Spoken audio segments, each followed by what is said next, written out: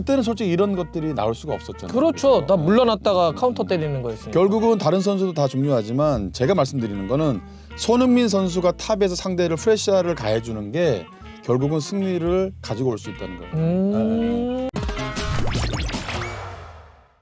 하나증권과 함께하는 신규 계좌 개설 이벤트 축구로 하나되자. 아이폰 15 프로 36대를 증정하고 참여자 전원에게 메가커피와 애플 소수점 주식을 증정합니다. 자세한 내용은 하단 더보기란을 통해 확인하세요. 아, 요새 정말 토트넘 너무 잘하는 것 같습니다. 아, 축구를 너무 잘하네. 너무 잘하네.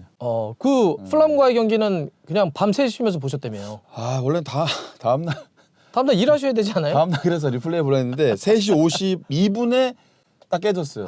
소변을 마려하고 일어났다가 4시 한 15분까지는 봤는데 이렇게 눈 감고 보다가 재밌더라고. 재밌죠? 진짜 이거는 재밌어서 이제 눈이 딱 떠지니까. 맞아. 우선은 뭐 높은 지역에서 그렇게 할 수 있을까? 야, 저렇게 뛸 수 있을까? 좀 걱정. 전방 압박 네, 세게 좀 하면서. 걱정은 좀 됐어요. 근데 그러니까 지금 얘기하셨던 게 만약에 지난 시즌의 토트넘 경기가 새벽 평일에 4시야. 안 봐요. 그러면 안 봤을 거야, 많은 사람들. 봐도 못 봐요. 그 패턴이 똑같았잖아요. 아, 내가 이걸 보려고 새벽에 일어났나? 후회하고. 맞아, 그런데 맞아. 또 손흥민 선수 나오니까 또 보긴 하고. 그렇지. 또 후회하고. 근데 이번 시즌은 뭐 결과도 지금 1위기도 하지만 금방 얘기하셨던 것처럼 이렇게 딱 초반에 보면부터 얘기 끊을 수가 없어. 너무 재밌으니까. 그렇죠. 그리고 내용이 좋으니까. 맞아요. 경기 내용이 좋으니까 너무 좋은 것 같아. 자, 그래서 오늘 좀 구체적인 몇 가지의 어떤 내용들, 특히 플럼 네. 경기에 나왔던 이야기했던 전방에서의 압박, 그걸 통한 어떤 이 골, 네. 뭐 채널링 뭐 이런 얘기들이 많이 나오고 있는데 네. 그런 이야기를 한번 좀 구체적으로 한번 좀 들어보려고 해요. 네. 일단 골 장면은 다 두 골 네. 기억하시죠? 두 골 다 뭐 전방 압박의 성공이고 결국 뭐 축구가 완벽하게 빌드업으로 만들어내서 스코링하고 승리를 가져올 수는 없거든요. 결국은 상대 실수, 그 미묘한 차이가 승리를 제가 볼 때 가지고 오거든요. 결국은 클리어 2번 실수고 그렇지. 토트넘으로 보면은 전방 압박 프레싱의 성공이었던 거지. 아, 그렇죠. 네. 미셸 플라티니가 아마 그런 얘기를 했던 것 같아요. 축구는 실수의 스포츠다 이런 얘기를. 연속이다. 그렇죠. 얼마나 실수를 유발시키느냐. 그렇죠. 그러니까 그 실수를 유발시키기 위한 또 상대는 플레이를 하는 거죠. 그렇죠. 그게 얘기했던 것처럼 이번 경기에는 토트넘의 강력한 압박이 네. 상대 플럼의 베이시의 연속된 실책을 유도해냈죠. 그렇죠. 네. 그래서 그 장면만 놓고 보면 일단 손흥민 선수의 첫 번째 골 같은 경우는 네. 그때도 이제 압박이 막 들어가잖아요. 근데 제가 가장 이제 인상적이었던 게 뭐 첫 골에서는 어떤 게 있었을까요? 우선은 이제 제가 이제 그 전에 앞서서 이 포스텍 감독도 한 3개월, 4개월 남짓 아마 이거에 대한 고민을 굉장히 했을 거예요. 첫 번째는 공격 지향성의 축구를 하는 감독이고 높은 위치에서 수적 우위를 갖고 가고 또한 10명이 특히나 전방에 있는 탑에 있는 선수들이 어마어마하게 활동량을 가져가야 되며 채널을 잡아야 되고 굉장히 디테일하게 프레싱에 대한 거를 준비를 한단 말이에요. 근데 프레싱은 풀려 나오는 순간 굉장한 또 리스크를 떠안는 게 프레싱이에요. 그렇죠. 그러니까 했다가 네. 뚫려버리면 라인 올렸으니까 뒷방 맞기 딱 좋다는 그렇죠. 거잖아요. 그래서 저는 뭐를 얘기하고 싶냐면 포스텍 감독이 한 4개월 남짓 팀을 이제 빌딩하고 준비를 하면서 이 존에 대한 거 상대 3분의 1 지역에 대한 그 소위 말 그대로 땅 따먹기거든요, 축구가. 그리고 이제 조금 전에 말씀하셨지만 실수의 연속이고 상대 실책을 어떻게 존을 잡아먹으면서 실수를 유발할 수 있냐를 굉장히 디테일하게 준비를 했던 것 같아요. 아마 제가 볼 때는 그래서 프레싱에 대한 건 1년 내내 아마 계속 연습을 할 거예요. 근데 이제 우선은 제일 좋은 거는 그래서 손흥민 선수가 탑에서 이렇게 채널을 잡고 굉장한 스피드로 압박을 해줄 때 상대 실책이 플럼전 같이 이렇게 계속해서 연속으로 나올 수 있다는 거죠.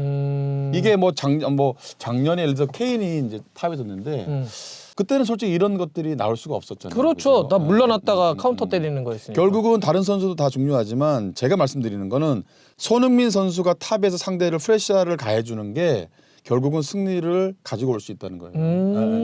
먼저 그거를 첫 번째를 일단 우선은 얘기하고 싶고 토트넘이 완전히 달라진 게 전방 압박인데 그 짧은 기간 동안 정말 포스테코글루 감독이 대단한 걸 했다. 대단한 거죠. 대단한 한 거죠. 시즌 내내 해도 쉽지 않은 거를 지금 한 석 달 정도 만에 만든 거니까. 그렇죠. 또 거기서의 손흥민 선수의 역할. 네. 그러니까 해리케인이 있을 때하고는 다른 어떤 전방 압박의 네. 능력을 보여주는 거니까. 그래서 우선은 거기에 주안점을 둔 거예요. 그리고 포커스를 맞춘 거도 저도 큰 공부가 되고 있고요.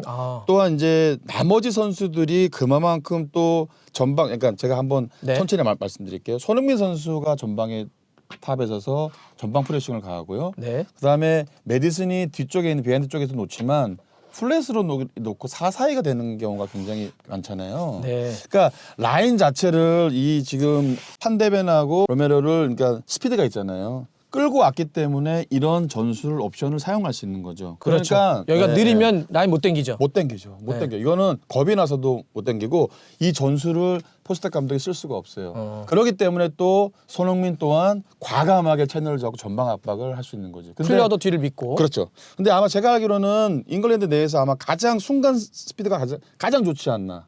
누가요? 전방 압박 놓는 아 지금 소니가. 소니 네, 소니가. 지금 기록 나온 거 봤더니 전방 압박을 가할 때 가장 먼 거리를 뛴 선수더라고요. 아, 그래요? 손흥민이 제일 많이 전방 압박을 가할 때 뛴 선수더라고요. 1위. 아, 그래요? 네, 지금까지. 그리고 속도도 제가 볼 때는 그 정도면 뭐 거의 베스트죠. 아, 그렇죠, 그렇죠. 원래 빠른 선수니까. 그래서 저는 처음에는 걱정을 한 건 뭐냐면 이렇게 1년 롱 시즌을 손흥민 선수가 탑에서 저렇게 프레싱을 계속 갈 수 있을까? 이런 걱정을 했는데 그거는 좀 제가 이제 9경기 했나요? 네, 그렇죠. 7승 2무. 2무잖아요. 오면서 이게 좀 기우였다는 쪽으로 저는 조금씩 기울고 있어요. 어떤 거냐면 영리하게 뛰더라고요. 영리하죠. 순간적으로 한 10m 내외에서 많게는 12m 정도에서 프레싱을 가잖아요. 스프린트를 가하지만 그 외에는 또 있는 시간들을 호흡을 할 수 있고 체력을 비추기 위해서 결국은 포커스는 마지막에 스코링할 수 있는 거를 대비하는 것 같더라고. 그래서 이거는 기우였고 이렇게 만약에 에너지를 쓸 때는 쓰지만 가둬두고 만약에 스코링하는 것만 집중한다면 오히려 이게 더 현명한 축구가 될 수 있고 손흥민 선수한테는 크나큰 장점이 될 수 있다는 거. 선택과 집중을 한다는 거잖아요. 네, 그러니까 앞쪽에 전방 압박을 할 때는 또 굉장히 빠르게 많이 뛰고 있는데 그렇죠. 또 일정하게 어느 순간에는 힘을 딱 비축을 하면서 있다가 그래서 또 여기서 골을 슈팅을 때려야 될 때 또 순간적으로 들어가는. 네, 그렇죠. 그러니까 쉴 때 쉬고 할 때 하고. 할 때 하고. 굉장히 그래서 영리하다. 그게 가장 베스트예요. 아. 근데 여기서 만약에 블록 자체를 토트넘이 미들서드에서 둔다면 이거는 또 다른 관점에서 우리는 봐야 돼. 그렇게 되면 아마 활동량이 더 많아지고 데미지는 금방 아마 쌓일 것 같거든요. 그게 지난 시즌까지 축구죠. 사실. 그렇죠. 그렇게 손이 했잖아요. 내려와서 수비까지 해줘야 네. 되면. 업다운을 해서 굉장히 활동량을 갖고 온단 말이에요. 데미지가. 근데 지금은 포스텍 감독 자체가 높으니 정말로 그렇죠. 하이볼록에서 친단 말이죠. 그렇기 때문에 손흥민한테는 정말 최적의 시즌이 되고 있다. 이렇게 얘기할 수 있는 거죠. 그러니까 이 높은 위치에서 자기 어떤 선택과 집중으로 하면 되기 때문에 그렇죠. 내려가기보단 여기서 힘을 오로지 집중할 수 있다면 사실 손흥민 선수가 가장 잘하는 게 또 양발의 어떤 슈팅이니까 그렇죠. 요 위치에서만 뛰는 게 집중되어 있으면 손흥민 선수에게도 최적화된 거죠. 네. 아. 그래서 그러니까 저도 공부가 된 건 뭐냐면 현장에서는 이렇게 저도 주문을 하죠. 부분 압박을 놓으라고 얘기해요. 부분 압박.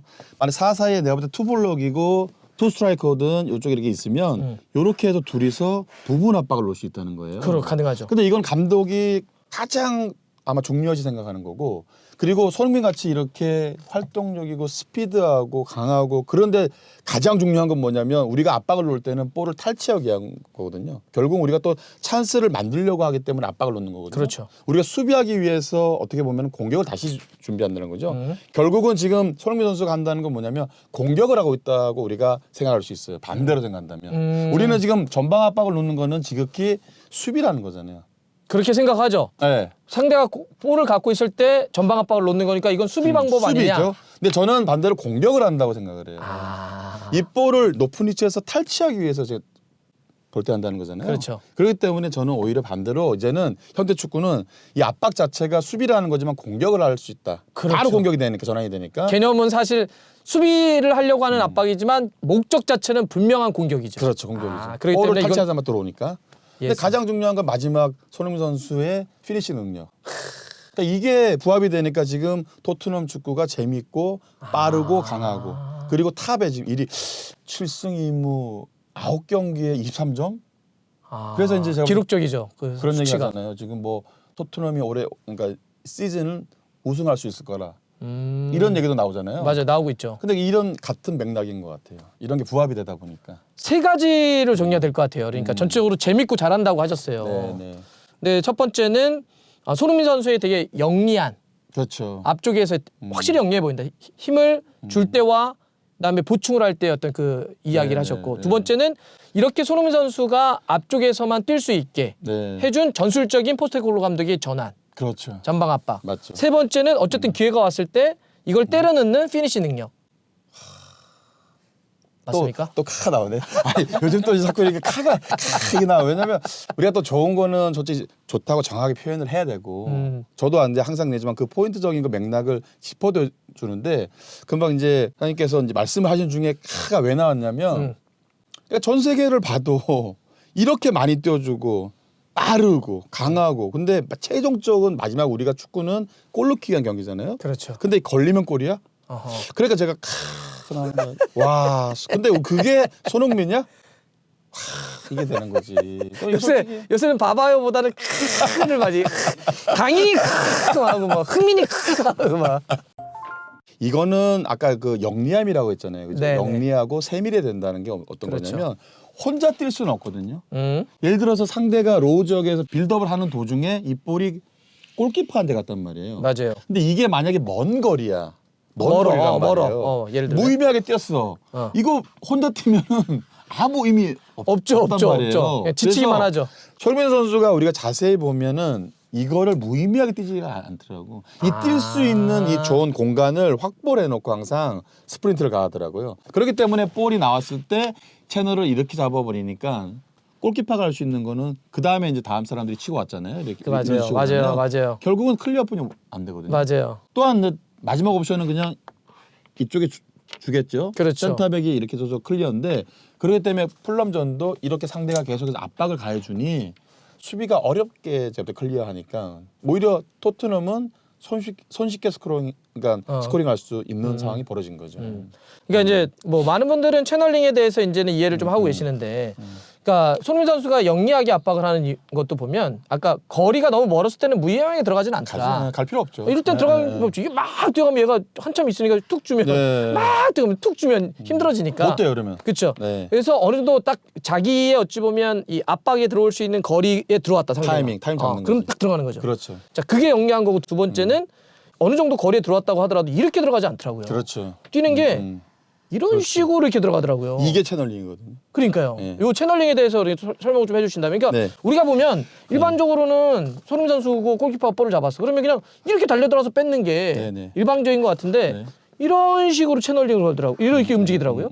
이걸 채널링이라고 하는데 이게 왜 이렇게 하는 거냐? 결국은 이제 채널을 우리가 직선적으로 잡을 수는 없고 금방 이제 웨이브를 좀 주겠죠. 주면서 갔을 때 이 사람이 첫 번째 스타트를 했을 때 이제 다음 사람들 세컨 예를 들어서 메디슨 뭐 히샬리송 이 나머지 선수들이 다 이쪽으로 당겨오겠죠. 만약에 채널을 손흥민 선수가 만약에 예를 들어 직선적으로 잡았어요. 네. 그러면 왼쪽이든 오른쪽으로 다음 사람들이 채널을 잡을 수가 없거든요. 그렇지. 그래서 손흥민 선수가 오른쪽으로 웨이브를 주면서 이렇게 갈 때 이렇게 가주면 벌써 메디슨이 와주고 다음 사람들이 어느 쪽으로 가냐 왼쪽으로 가겠죠. 그렇죠.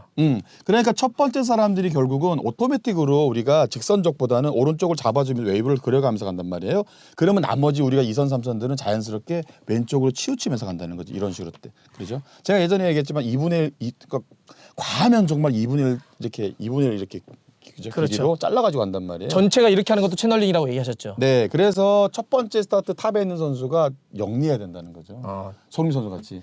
자, 그러니까 뒤에 저는 속 들어왔는데 그러니까 이런 거잖아요. 그러니까 채널링을 한다는 게 이렇게 해서 한쪽으로 이렇게 몰아가는 거잖아요. 그렇지, 몰아가죠. 지금 보면 이렇게 해서 손흥민 선수가 왔다가 측면 쪽으로 이렇게 몰아서 골키퍼가 이렇게 볼을 잡을 수밖에 그렇죠. 없게 하는 거잖아요. 맞죠. 그러면 이렇게 잡으면 여기 토트넘 뒤에 있는 선수들도 오케이. 우리 앞에 있는 탑이 한쪽으로 몰았으니 그럼 몰았으니까 볼이 일로 나갈 수밖에 네, 없어. 그쵸. 그러니 전부 왼쪽으로 가는 거죠. 왼쪽으로 가. 예, 자, 예. 우리가 얘기하면 뭐 채널 이렇게 우리 아마 팬들이 가장 쉽게 생각하는 채널은 TV 채널이겠죠. 만약에 MBC 11번을 틀었어. 예, 예. 자, 내가 11번 잡을게. 그럼 모든 사람들이 주파수를 11번으로 맞추는 거지. 오토매틱이 되는 그렇죠. 거죠. 그 얘기잖아. 만약에 이렇게 들어왔어. 내가 9번 틀었어. 그럼 그렇죠. 모든 사람 9번 맞춰. 내가 이쪽 잡을 테니까 이렇게 그러면 해서 이쪽으로 몰라는 거죠. 오른쪽으로 잡는 거죠. 왜냐면 볼이 일로 올 수밖에 없으니까. 네. 아 이거 봐, 압박 들어오니까 볼이 떨어지잖아요. 예? 압박이 세게 들어오면 볼이 이렇게 그래서 이렇게 올 수밖에 없으니 이쪽으로 몰라는 거죠. 이렇게. 정확하게 표현하고 계신 네. 거거든요, 지금. 예, 이게. 그래서 이걸 갖고 네. 이제 우리가 채널링이라고 하는 거죠. 네네. 근데 만약에 여기 잡았는데 이렇게 뛰어 들어가. 그러면 골키퍼 입장에서는 오니까 여기건 좌우 쪽을 다 선택할 수가 있잖아요. 그러면 뒤에 있는 선수들이 주파수를 못 맞춰.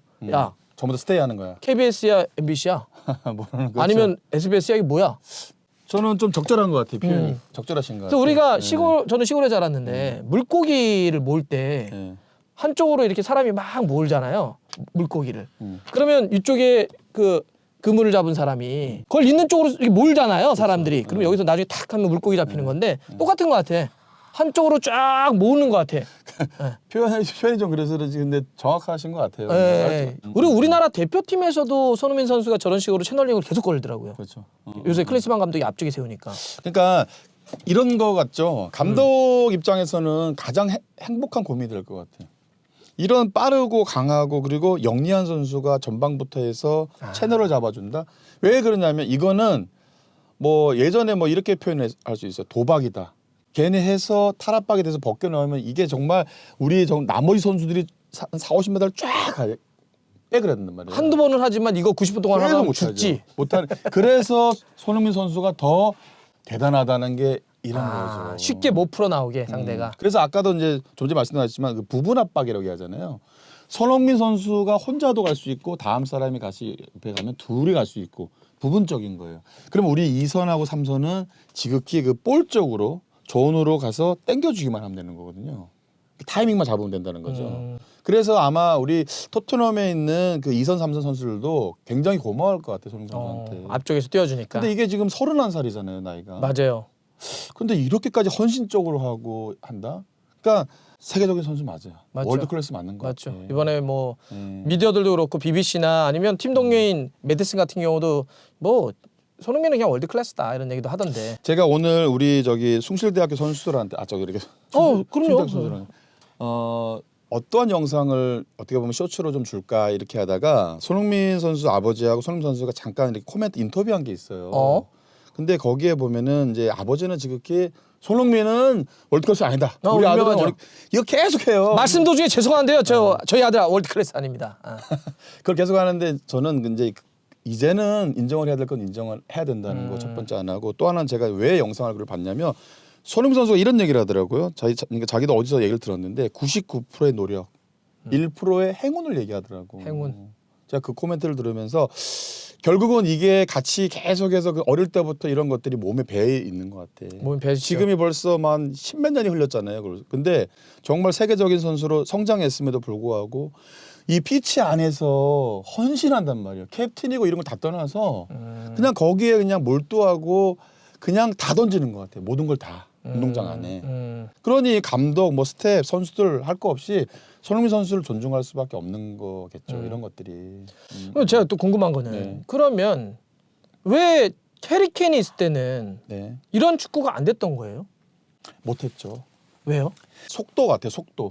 속도를 보자고요. 손흥민 선수의 탑에 있을 때 속도, 케인 선수의 속도. 또한 이런 활동량을 갖고 가더라도 뭐 활동량은 케인도 할 수는 있어요. 근데 순간적인 즉각적인 이렇게 반응을 하는 제가 볼 때 스피드, 그죠? 스프린트 하는 거 이거는 뭐 가히 견줄 수가 없죠. 그러니까 포스텍 감독도 저는 항상 그랬었어요. 손흥민이 탑으로 넘어와야 된다고 그런 얘기를 했었거든요. 근데 저도 솔직히 이만큼 이렇게 스프린트를 전방 압박을 갈 줄 몰랐고 굉장히 빠르잖아요. 그죠? 맞아요. 엄청나잖아요. 속도가. 근데 이제 케인하고 차이는 제가 볼 때는 결국은 템포, 속도라는 거죠. 개인의 어떤 차이도 있다. 네, 스타일의 차이. 개인 차이죠. 그렇기 때문에 나머지 선수들도 또한 예전에 있던 무리뉴나 콘테도 아마 케인을 전방에 놓고 우리가 하이프레싱을 놓고 하기에는 부담스러웠겠죠. 또 두 감독의 전술 스타일이 그러지도 않고. 저는 그래서 지극히 케인과 손흥민의 그때는 했고 지금 못했다 뭐 이런 거 있잖아요. 이거는 뭐냐면 그냥 속도 같아. 속도. 개인의 어떤 차이. 네, 차이. 사실 또 해리케인이 잘하는 거는 물론 박스에서도 잘하지만 네. 내려와서 자기가 주거나 네, 그렇죠. 그다음에 10번 직접 역할. 타격을 하는 선수지 사실 네. 전방 압박을 세게 거는 스타일은 그런 아니니까. 스타일 아니죠. 근데 저는 그렇게 놓고 보면 손흥민이 대단한 것 같아요. 대단하죠. 그러니까 손흥민 선수가 정말 대단하죠. 어렸을 때는 뭐 이쪽을 본 적도 있지만 그쵸. 기본적으로 측면에 있다가 네. 여기로 옮겨가서 그냥 골만 많이 넣어도 와 대단하다 그럴 텐데 여기서 압박까지 잘하니까 도대체 뭐지 싶더라고요. 이유는 뭐 이 순간적인 영리함과 네. 어떤 순간적인 스피드 이런 얘기를 하셨는데 네. 뭐 그런 걸 이렇게 듣더라도 참 대단하다. 지금 말씀처럼 30이 넘겼는데도 불구하고 그렇죠. 이렇게 전방 압박을 걸어준다? 근데 뭐 많은 게 부합이 되는데 이제는 그 중에 가장 아까 뭐 말씀드렸듯이 헌신인 거죠, 헌신. 헌신한다. 팀에 대한 헌신. 그 되게 강한 것 같아요. 네. 사실 우리는 좀 집착? 이 강한 집착도 있고 막 승부나 네, 승부에 팀이나 대한, 그러니까 그렇죠. 아마 축구에 대한 그런 게 되게 강한 선수 그렇죠. 같아요. 강한 선수죠. 그러니까 사실 우리는 이런 데서 얘기하면 뭔가 되게 수치나 전술 분석으로만 이걸 이해할 수밖에 없는 또 그렇게 설명하는 거를 많이 하곤 하지만 네. 사실 모든 운동이 다 멘탈이 기본적으로 좌우하는 게 있잖아요. 그런 멘탈적인 게 굉장히 좋은 것 같아요. 그리고 손흥민 선수가 이제 그 한간에 이제 얼마 전인 것 같아 인터뷰를 했잖아요. 정말 위대했던 선수 토트넘 클럽 역사상 가장 그러니까 케인을 얘기하는 거잖아요. 케인이 떠나면서 우리는 하나가 될 수밖에 없었다. 저도 이런 그- 식으로 얘기를 하더라고요. 저 그 인터뷰 되게 인상적이었어요. 네, 그러니까 이것도 뭐 감독이 만드는 것도 분명히 있겠죠. 팀 빌딩할 때 감독이 만들겠죠, 그죠? 전술상으로 이런 걸. 근데 이제 팀 메이트들끼리의 이런 교감하고 케미를 만들었던 거는 지극히 손흥민이 중심에 돼 있어서 이 팀을 지금 만들었던 것 같아. 이것 또한 이거 우리가 좀 크게 좀 제가 볼 때 부각을 시켜서 맞아요. 생각을 한번 해봐야 돼요. 그러니까 이제 저는 그 인터뷰를 느끼면서 지금 순간적으로 드는 생각은 해리 케인은 대단한 선수였잖아요. 그렇죠. 그래서 저는 이런 느낌이었어요. 해리 케인은 아주 큰 선수죠. 아주 큰. 근데 혼자서 굉장히 큰 선수예요. 그래서 이 한 선수가 되게 우뚝 서 있습니다. 그렇죠. 그래서 이 선수가 실제로 그만큼 골도 많이 넣고 잘해줬죠. 그래서 이렇게 한 선수가 되게 높게 서 있는 거였다고 한다면, 근데 손흥민 선수가 인터뷰를 통해서 이렇게 큰 선수, 위대했던 선수가 떠난 다음에 우리는 뭉쳐서 싸울 수밖에 없었다. 그렇죠. 또 그걸 얘기를 계속 하고 있다. 네, 그 다음에는 저는 이런 느낌인 거예요. 그 다음에는 이 선수들이 이렇게 넓게 하나가 돼 있는 것 같아요. 하나가 이렇게 넓게. 넓게. 한 명이 높은 게, 한 명이 사실 아까 높은 제가 싸울 때도 그렇죠. 그랬지만 그렇죠. 높은 게 커 보일 수는 있지만 리스크가 있거든요. 그렇죠. 쓰러질 위험이 있죠. 맞죠. 이 선수가 막히면 그런데 지금은 이렇게 뭉쳐 있는 것 같아. 그러니까 더 단단하죠 느낌이. 그렇죠. 근데 이것도 하나잖아. 예. 이것도 하나고. 예. 근데 이 지금 하나를 토트넘이 보여주는 것 같은데 여기에 주장으로서 손흥민이 있지 않나. 다 이렇게 선수들 하나로 그러니까 똑같은 것 같아. 맞아요. 그러니까 맥락 똑같은데 하나로 이렇게 묶었다 예, 이런 느낌. 예. 그리고 다 같이 피치에 나오는 선수들이 11이 즐긴다 이런 맞아요. 것들. 아 그리고 사실 아까 저 녹화하기 전에 저한테 네. 학교 지금 축구팀 하고 계시니까 네네. 선수들에게 토트넘 이 축구 우리도 한번 해보자 네. 라고 얘기를 하신대요. 전방 압박 하자 우리도. 네, 저는 해요. 네. 저는 하고 있어요. 근데 그거를 이런 얘기 하셨어요. 사실 아까도 했지만 이게 되게 라인도 올려야 되고 또 끊겨주면 빠르게 또 수비로 전환해야 되기 때문에 힘든데 네. 우리 학생들이 되게 좋아하더라. 네네네. 즐거워하더라 이 축구를. 네. 왜 그런 거예요? 저는 왜 질문을 이렇게 드리느냐. 토트넘 선수들도 얼굴 표정이 물론 지금 뭐 1위를 달리고 있고 성적이 나오니까 그런 것도 있겠지만 이 축구를 되게 즐기는 것 같아.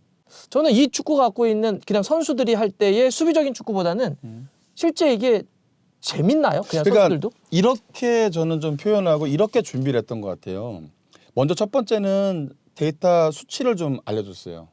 우리가 그러니까 로우 지역이나 미들서드에서 볼을 잡아가지고 또 계속해서 경기를 지배하고 업다운 하려면 이 뛰는 그 활동량 거리가 굉장히 많고요. 많아지죠. 우리가 수치로 예전에 제가 이렇게 봤더니 전방 압박 하이볼럭에서 하이프레싱을 가했을 때 뛰는 그 거리 양은 굉장히 현저하게 줄어들었던 거죠. 오히려 네. 전방 압박하는 게. 그거를 했었고 또한 이런 훈련을 저희가 몇 달 동안 계속 시키면서 어떤 거를 주입시켰냐면 우리가 볼을 탈취했을 때 우리가 어떤 걸 해야 되며 그랬을 때 우리가 높은 위치에서 상대를 타격할 수 있는 게 어떤 건지를 그러니까 선수들이 계속 연습 경기든 시합을 통해서 알아가는 거예요. 그러니까 우리가 무조건 하고 높은 위치에서 상대를 압박하고 뭔가 뛰어야 되고 상대를 뭐 균열을 내자 이런 게 아니었고 이걸 알아가게 했던 것 같아요. 계속해서요. 그러니까 이제 저도 뭐냐면 토트넘 축구도 마찬가지고 전신에 보면 나폴리 축구도 마찬가지고 높은 지역에서 상대를 압박했을 때 우리가 볼을 탈취했을 때 어떤 액션들이 나오고 상황이 벌어지는 거에 대해서 많이 좀 이렇게 주입을 시켰던 것 같아요. 이야기를 해주고. 그래서 저희도 지금 어떻게 보면 수치로 보면은 현재 6연승에 3경기 남겨놓고 우승을 확정을 지었어요. 와 진짜요? 네, 10승 3무거든요 저희가. 토트넘이네. 아니, 저희 10승 3무인데 6연승 중이고 3경기를 남겨놨는데 우승을 저번 주에 이제 확정을 지었거든요. 이 자기 자랑을 이렇게 아니, 덤덤하게. 그러니까 이거 왜 제가 이런 말씀을 드리냐면 이렇게 축구 스타일이 다 감독마다 틀리기 때문에 할 수는 없어요. 그렇죠. 분명히 로우직에서 카운터 나가는 감독도 있고 있죠. 미들 서드에서 촘촘하게 콤팩트하게 노는 감독도 있고. 근데 저는 연령별 대표 뭐 프로 1, 2 코치도 해보고 많은 경험을 좀 해보니까 오히려 감독이 됐을 때 내가 이런 축구를 한번 내가 해봐야겠다, 구사해봐야겠다, 어허. 시도를 해봐야겠다 했는데 어허. 지금은 제가 생각했던 게 굉장히 높은 퍼센터지에 도달하고 맞아가는 것 같거든요. 이렇게 라인 올려놓고 싸우는 게. 근데 이게 결국은 뭐냐면 현대적 이 축구의 흐름을 계속해서 좀 이렇게 파악하고 보고 특히나 또 여기 달순의 라인에 나오다 보면 좀 준비하고 공부를 해야 되잖아요. 이렇게 많이 봤던 게 오히려 나한테는 공부가 됐던 거죠. 아. 그냥 또 뜨는 축구니까 이걸 똑같이 하겠다 그건 아니에요. 아, 토트넘이요? 토트넘은 아니고요. 토트넘. 토트넘은 토트넘. 근데 제가 궁금한 것 중에 하나는 선수들도 이걸 좋아하냐는 거죠. 좋아하죠. 왜요? 그러니까 높은 위치에서 이게 풀려 나왔을 때는 리스크는 있어요. 뒤가 거기에 열릴까 대한 거기에 대한 두려움은 처음엔 있더라고요. 근데 우리가 이거를 한 사람이 아닌 둘이 아닌 셋 넷이서 같이 함께 협력으로 에워싸 간다는 걸 이제 선수들이 아니까 그렇게 하면서 우리가 상대를 가하면서 볼을 탈취해서 계속 빌드업을 하는 거죠. 그 안에서. 계속 우리가 볼을 잡고 우리가 경기를 주도하고. 예전에 하듯이 티키타카로 그때는 뛰는 게 아니고 포지셔닝을 좋은 포지셔닝을 하면서 그냥 티키타카 탁탁탁 재밌지. 이렇게 나오니까 선수들이 재밌어하더라고. 예전에는 이런 거잖아요. 뛰어! 달려! 이것만 듣다가. 기본적으로 전방 압박을 함께 놓으면서 볼을 탈취하는 거에 선수들이 희열감을 느끼더라고요. 있더라고요.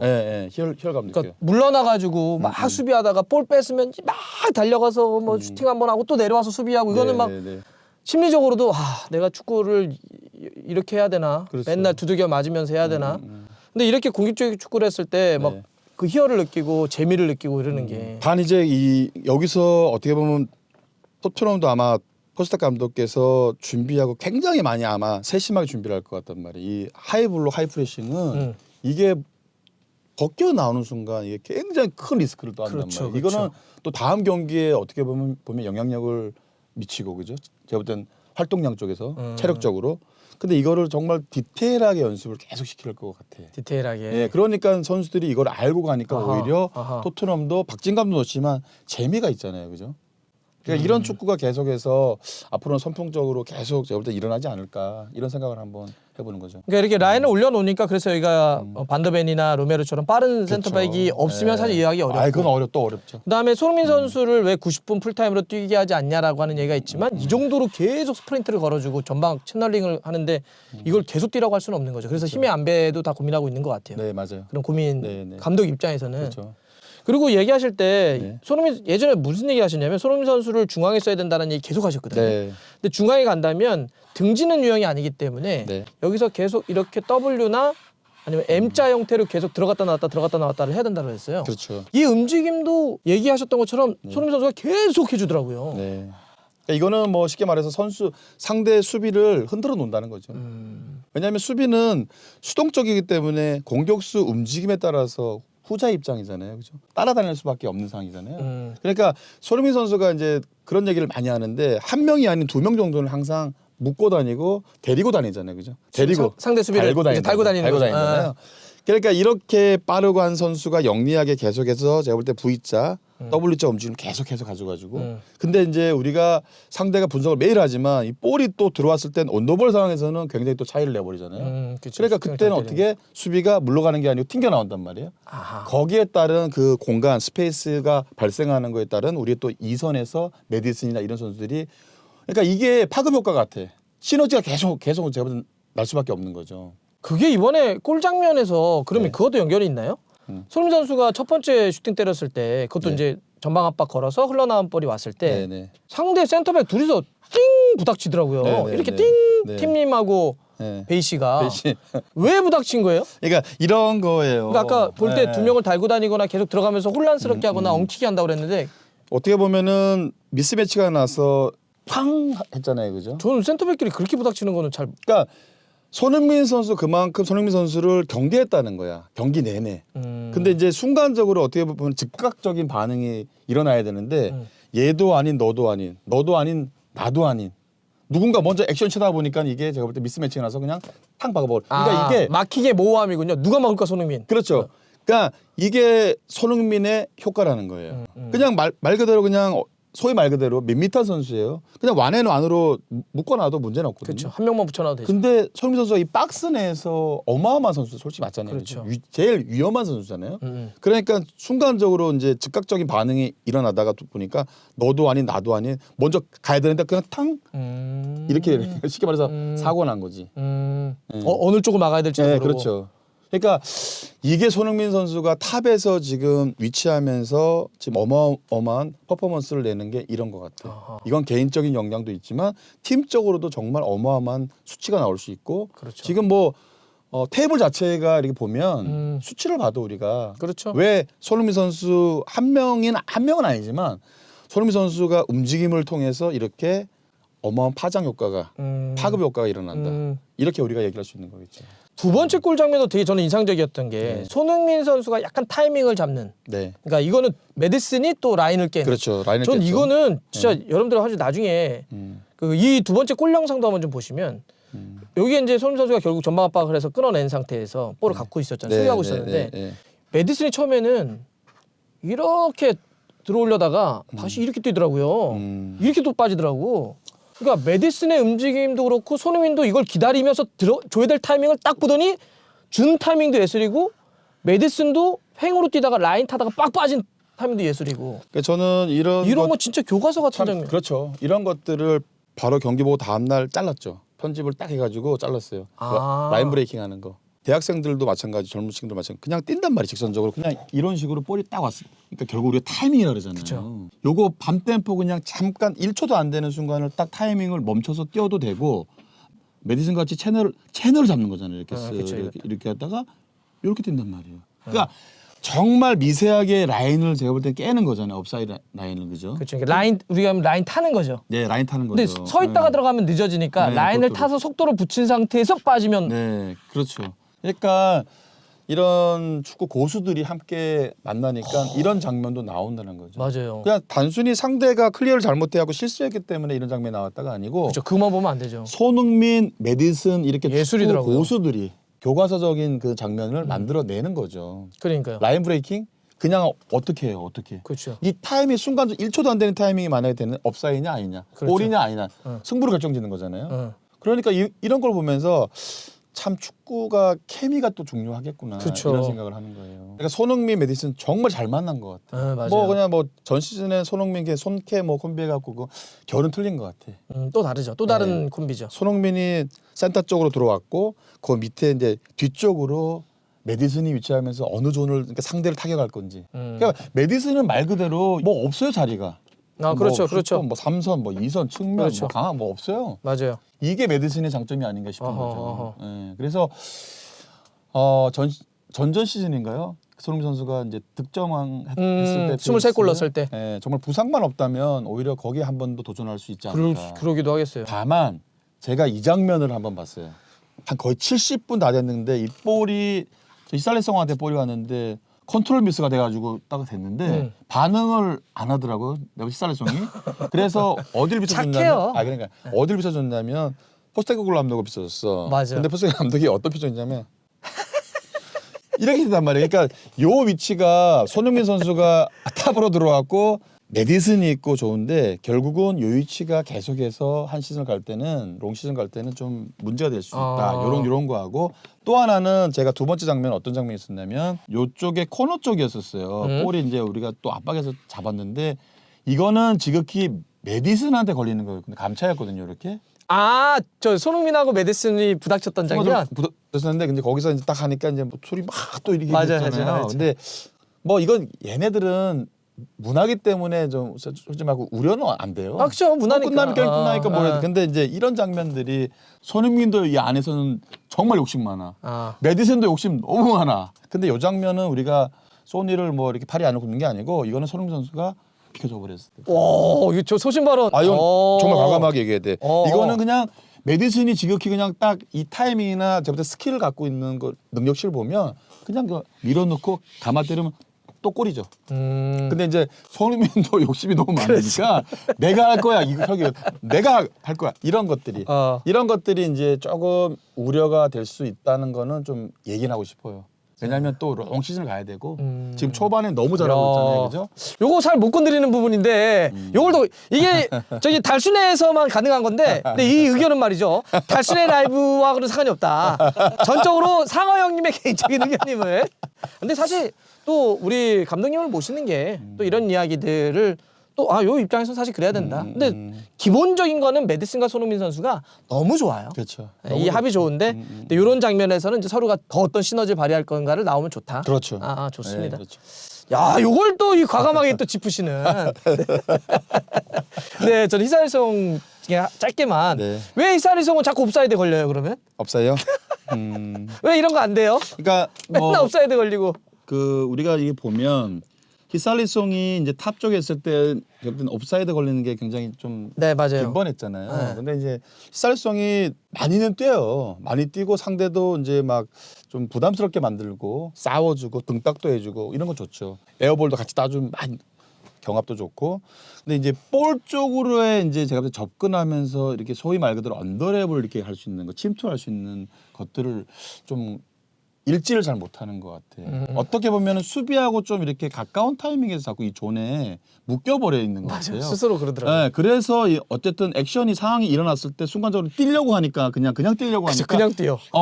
그래서 업사이드가 많이 걸리는 거예요. 근데 그러니까 막 매디슨처럼 라인 타다가 이것도 아니고 그렇죠. 그냥 뛰어.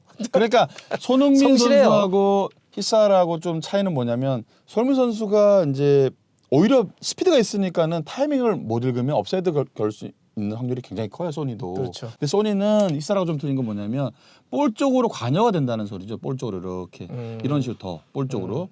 그게 본인이 스피드가 있는 걸 아니까는 또 동료들도 스피드가 있는 거 아니까 이 볼을 나중에 이렇게 넣어줘도 충분하게 따라간다는 거죠. 그러니까 더 우리가 영리하다고 얘기할 수 있는 거예요. 그러니까 자기가 갖고 있는 특징, 강점을 충분히 이해하고 있고 네. 그걸 활용하는 게 손흥민 선수고. 히살리송은 좀 더 이렇게 타이밍을 앞으로 나오는 10번 역할을 이렇게 나오면서 갈 수 있는데 본인이 이렇게 순간적으로 침투한다는 게 어려운 걸 알아요. 본인이. 그러니까 뭐 머리가 나쁘다고 얘기할 수는 없는데 자꾸 이렇게 업사이드 걸리니까 이 존에 대한 거를 좀 더 이해를 좀 못하는 것 같아. 그 결국 얘기 머리가 같은데요?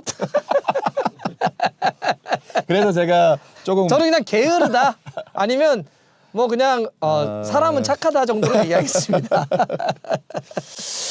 좋습니다. 오늘 네.